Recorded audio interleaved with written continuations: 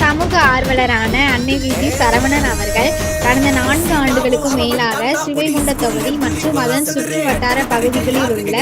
ஆதரவற்ற ஏழை எளியவர்களுக்கு இல்லம் தேடி மதிய உணவு மற்றும் இரவு உணவு திட்டத்தை ஏற்படுத்தி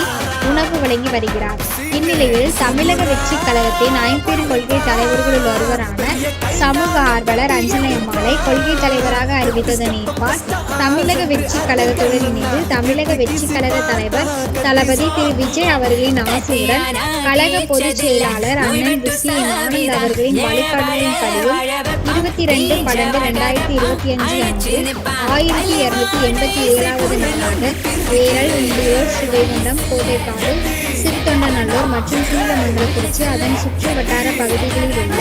161 ஆதரவற்ற ஏழை எளியவர்களுக்கு தமிழக வெற்றி கழகம் தூத்துக்குடி மேற்கு மாவட்டம்